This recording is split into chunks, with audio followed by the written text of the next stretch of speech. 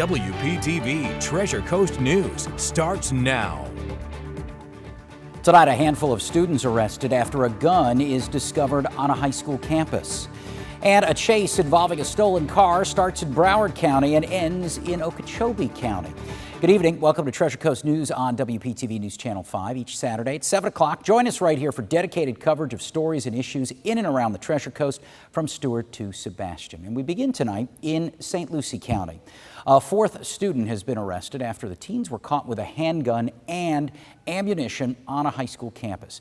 WPTV's Joel Lopez went to Treasure Coast High School to get reaction from parents hearing the news. Those three students have been arrested and expelled, and parents that I spoke with say that they're just glad they were caught before anything bad happened.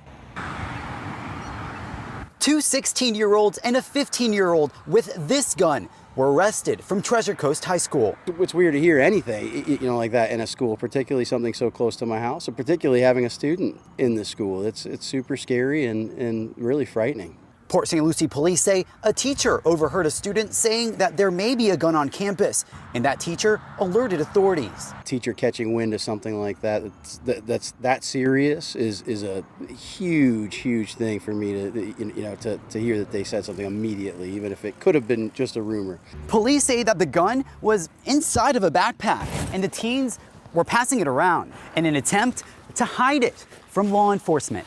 When they go to school, every day I'm praying, that they're gonna come back. It's really scary. Parents like Catherine McKenzie say incidents like this are exactly why she decided to homeschool her high schooler that was supposed to go to Treasure Coast High. She loves it. She really likes it because she says, Mom, I don't have to worry about kids bullying me, and I don't have to worry if something's gonna happen at school. I'd rather stay home and be safe. The students were taken to the Department of Juvenile Justice and are charged with possession of a firearm on school property and unlicensed carry of a concealed firearm. It's important to note that police say that there was never a threat to students or staff while those teens had the gun, but parents are just thankful tonight for the quick response. Joel Lopez, WPTV News Channel 5. An alert from the Okeechobee County Sheriff's Office. Detectives say someone not related to the department is sending out a link to purchase an Okeechobee County Sheriff's Office shirt. It's been popping up apparently on people's cell phones. The Sheriff's Office says it is not legitimate. They urge you not to click on the link. Now, if you do end up clicking on that link, don't give out any personal or financial information. A multi-agency pursuit of a stolen car. It went through several counties and ended shortly after the suspects hit an Okeechobee Sheriff's Patrol car. WPTV's Michelle Casada breaking down what we know about the case. The thread of comments fired off after the Okeechobee County Sheriff's Office posted this photo of a multi-agency pursuit that ended in Highlands County. Some users online saying they saw parts of the chase. The Sheriff's Office says at the center of the investigation, this stolen black Dodge Durango out of Margate in Broward County. Inside, they say, was a 17-year-old driver and an 18-year-old passenger with a previous grand theft auto charge out of Broward County from July. Law enforcement agencies say the car was reported stolen just after 5 a.m., was spotted and pursued through Martin, Okeechobee, and Highland counties. The Highlands Sheriff's Office saying the car reached speeds of 130 miles per hour when it entered the county around 8 a.m. Okeechobee police say the Okeechobee Sheriff's Office was initially pursuing the car with lights and sirens when the suspects approached city limits. Officers put stop strips on SR 70, disabling the car but not stopping it. The Highlands Sheriff's Office says the driver rammed into an Okeechobee deputy's patrol car, then drove into oncoming traffic, sideswiping the same deputy's car before losing control, hitting a stop sign and crashing into a ditch. Police say one of the suspects took off on foot but was ultimately caught and arrested. Both are now in custody facing charges. Michelle Quesada, WPTV News Channel 5. The Highlands County Sheriff's Office took custody of both suspects. The 17-year-old driver, who are not naming, is charged with grand theft auto, aggravated battery on a Leo, and resisting officers without violence. He was taken to a juvenile assessment center in Bartow. 18-year-old Aaron Jaquan Adderley is charged with grand theft auto. Margate police say that investigation is still active. The Martin County Sheriff's Office has launched a 3-day operation to crack down on aggressive driving. The Sheriff's Office started that campaign in response to a deadly crash recently where 2 teenagers and an elderly couple were killed. That crash happened along US 1 near Baker Road. The Sheriff's Office says the campaign will include not just that area, but the entire county. And so far, the Sheriff's Office says it's issued at least 80 citations, ticketed 1 driver for going more than 100 miles per hour. The Sheriff's Office also increasing patrols along US 1 and setting up billboards warning drivers to slow down. They've also sent out mailers to new drivers warning of the penalties for speeding. Well, meantime, friends and family gathered on this Saturday to remember one of the 4 victims from last week's deadly crash. A celebration of life was held for Emma Albritton at Liberty Baptist Church in Fort Pierce. She was a passenger in that Tesla that collided with another vehicle earlier this month just north of the Roosevelt Bridge. Emma's parents told us their daughter had a light as big as her personality. The 19-year-old was a second-year student at Indian River State College studying to become a physical therapist. A Port St. Lucie police officer sharing his story, hoping to get drivers to slow down. Earlier this month, he was hit by a car while directing traffic. You see there, it was captured on his own body cam video.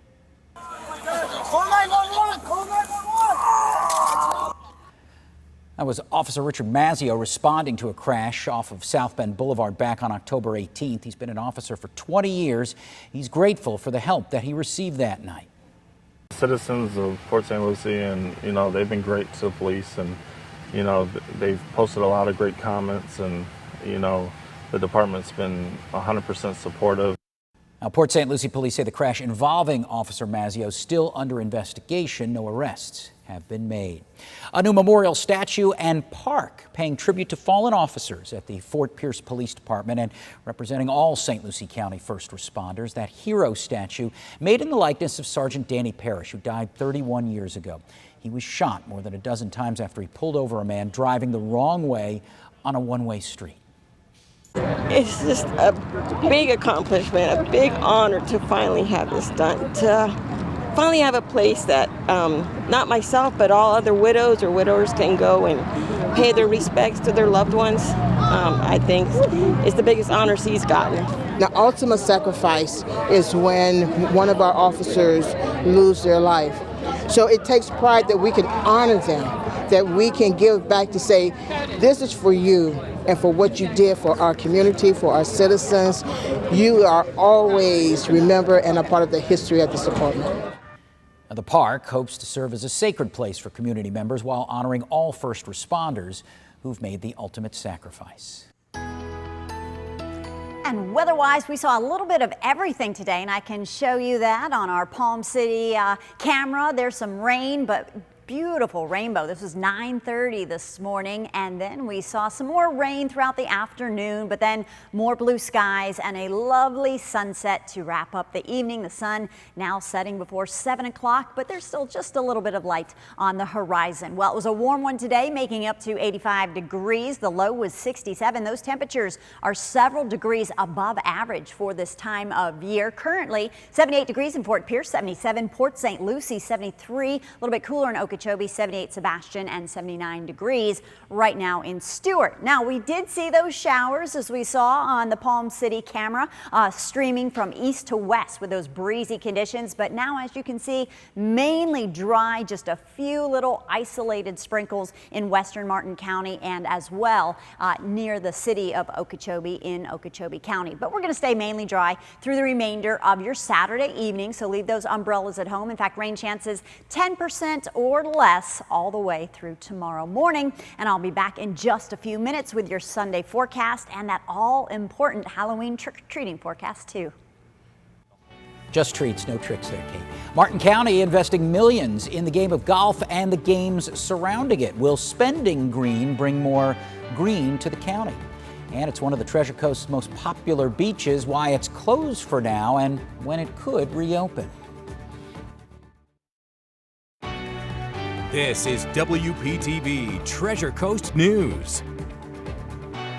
Now to Decision 2022 on the Treasure Coast. Early voting now underway in Martin, St. Lucie, Indian River, and as of today, Saturday, Okeechobee County. We caught up with Port St. Lucie residents lined up at the Paula A. Lewis Library to cast their ballots. It's something that resident Barnett Millermo says that every American should do regardless of their political beliefs. Every chance I get, I make a legal vote. I make my way to the polls and I vote. I'm 75 and I've done that since I was 18. Early voting runs until Saturday, a week from today, November 5th, in all counties except for Palm Beach County, where early voting ends on Sunday, November 6th. Well, according to the National Golf Foundation, after some lean years, participation in golf has picked up again, in part because people are looking for more outdoor activities in the wake of COVID. Tonight, a look at how Martin County is making a multi-million-dollar bet on golf and other golf-related activities to get a new generation involved. A two-handicap. This foursome out of Jensen Beach about to tee off at the Sailfish Sands Golf Course. It's really, really nice, the course.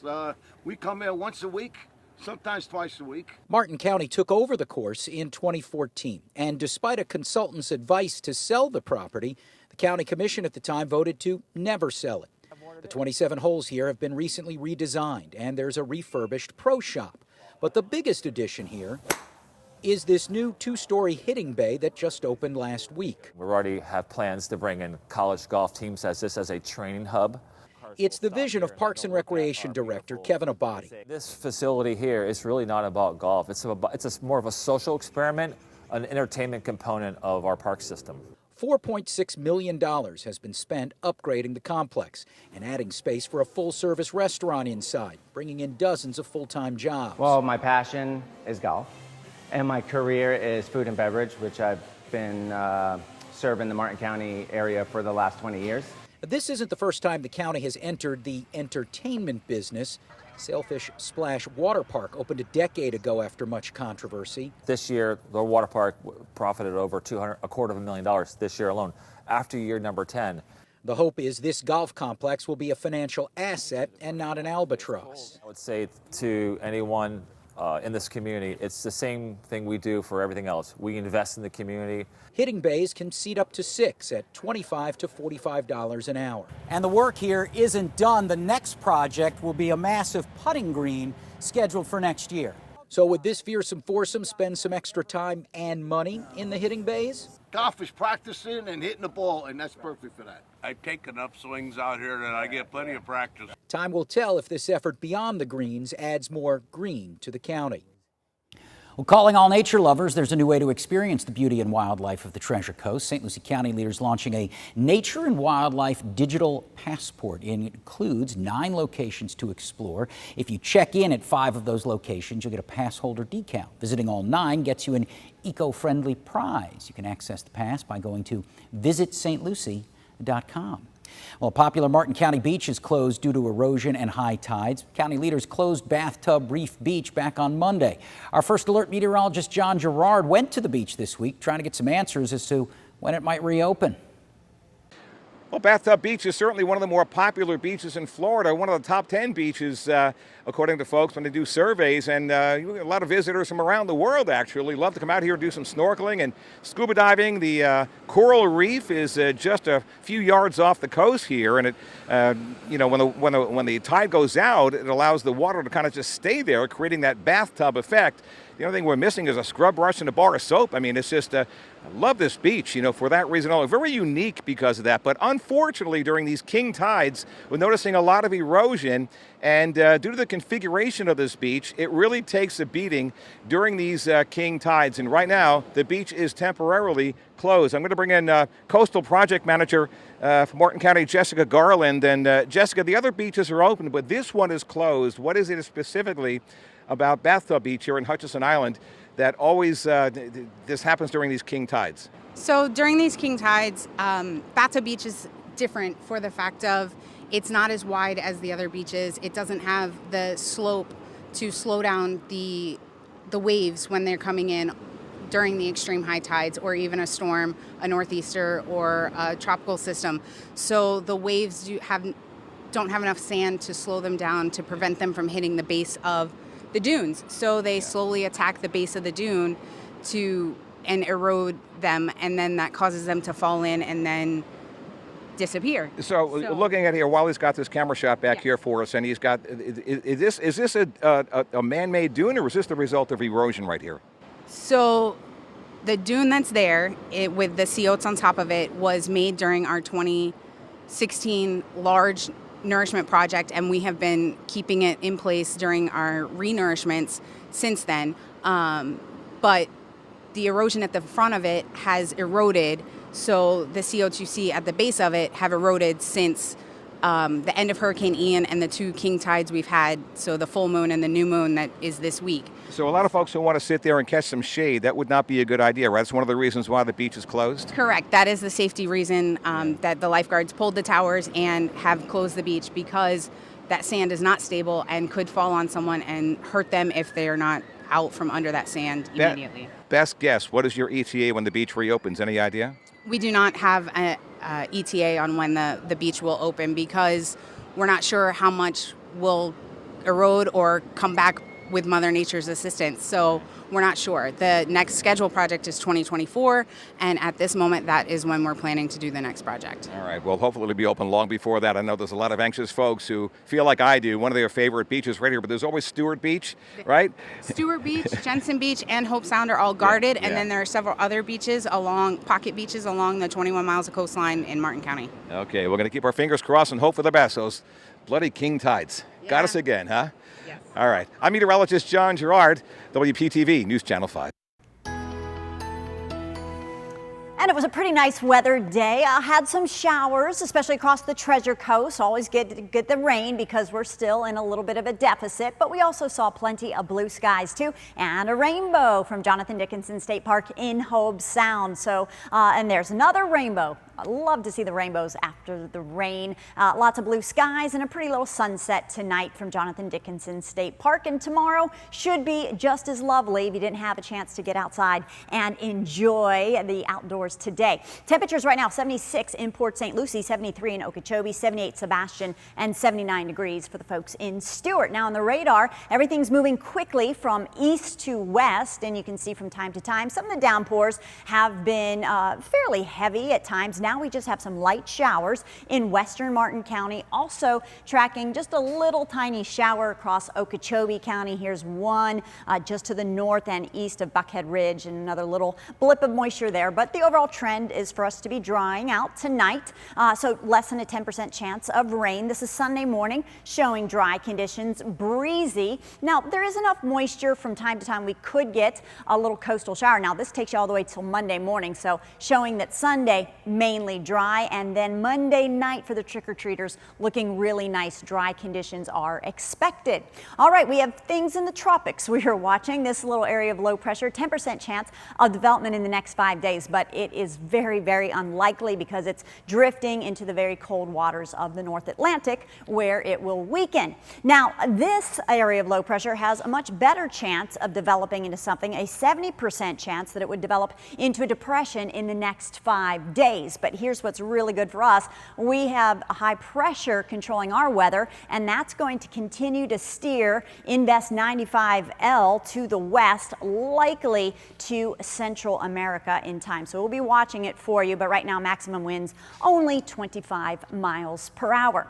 On the precipitable water map, you can see we have from time to time, like I said, enough low-level moisture for a few showers, but overall we're looking at fairly dry conditions this work week. In fact, even drier by next weekend. Tonight, about 70 degrees, mainly dry, a little bit cooler inland for the folks in Okeechobee and Indiantown. Winds out of the east at 15. Then tomorrow, 86 degrees, breezy and warm. Average temperature this time of year about 83. So we're running 3 degrees above average, about 20% chance of showers, but some folks won't see any rain whatsoever. Now, still staying bumpy for the boaters. Small craft caution in effect. Winds out of the east-northeast at 10 to 15. Seas generally 3 to 5 feet. Inland waters of moderate chop and high tide at 12:43 in the afternoon. All right, let's check out your extended forecast. Very warm conditions for the end of October. Monday, Halloween, the last day, October 31st. Mainly dry, and especially the evening looking good for trick-or-treating. Tuesday staying warm. Wednesday 87, but we finally start to bring in some slightly cooler weather, but it's really still above average for this time of year. Next Saturday with a high of 84 degrees. Here are your Treasure Coast sports highlights with the ESPN 106.3 sports team. What's going on, my good friends? Tyree Smith from ESPN 106.3. We're officially done with week 10 of the high school football season. A lot of high-flying action. What's happening in the Treasure Coast Vero Beach area? So actually, let's start with Vero Beach.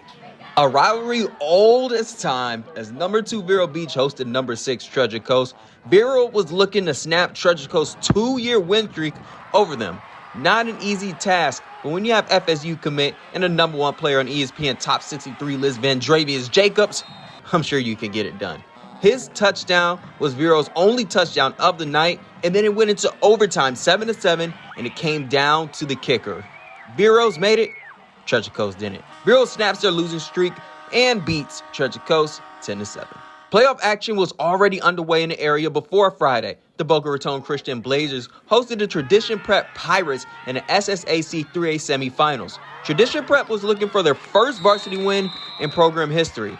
At the end of 4 quarters, that is what they found. Tradition Prep with the 36-21 victory over Boca Christian. Pirates move on to the SSAC 3A finals game, which they will host next week. The ride to Port St. Lucie was a fun one. I don't think I've ever been a part of something so wild. Those kids were having a grand old time. They were dancing and singing, and I'm usually a more reserved kind of guy as far as the bus goes. I was right there with them. I wanted them to have fun. I wanted to see, hey, you put in the work and the rewards paid for themselves. And when we get there, we get the wins. We're gonna have fun. We're gonna enjoy those moments.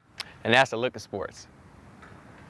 With the holidays fast approaching, more people asking for help from local food banks. The effort underway to make sure people get fed. When you're on the go, listen to our radio partners, WPSL and WSTU. The Treasure Coast Food Bank is kicking off its holiday preparations by packing 15,000 holiday meal boxes for those in need. It's part of their annual Pack the House event. Almost 500 volunteers working through this weekend putting together holiday meals. Those boxes include turkey or ham, canned vegetables and fruit, along with other typical holiday sides. The organization says right now on the Treasure Coast, 1 in 4 people are struggling to put food on the table. They say because of inflation, they've seen an increase in the number of people going to them in need of help. The holidays is such an important time of year for families to get together and gather for a meal. So we want everybody to be able to experience that regardless of what their situation might be. Volunteer opportunities are still available. You can sign up or you can make a donation on their website. Well, if you feel the need for speed, the Stewart Air Show returning to Witham Field over Veterans Day weekend. The theme of this year's show is celebrating aviation, honoring its past and inspiring its future. The air show highlighting the importance of aviation and the service of our veterans. It also provides a lot of opportunities for schools and school-age kids to learn about aviation, American history, and the armed forces. So mark your calendars. The event is 2 weeks from this weekend, the 12th and the 13th. We are a proud sponsor, and I know I will be there. Not sure which day yet, but I know, Kate, you and I will be up there at some point. Absolutely. Great event, and we're so lucky that it's right in our own backyard. Well, here's a look at your 7-day forecast, and overall things looking pretty good. If you don't mind it to be a little on the warm side, because for this time of year, our average high is 83, and you can see we are going to be well above that 87 for Tuesday and Wednesday. Good news for Halloween, maybe a few showers during the afternoon, but by the evening hours when the kids are out trick-or-treating should be mainly dry, and then a little bit cooler by next weekend, 84 degrees on Saturday, and you can see our low temperatures dropping down eventually into the low 70s near the coast, cooler inland. Thanks so much for tuning in. Catch us again next Saturday for complete coverage of the Treasure Coast. You can always find more stories about what's happening on the TC on WPTV.com. Just click the Treasure Coast link at the top of the homepage. We'll see you later tonight for your late news at 11.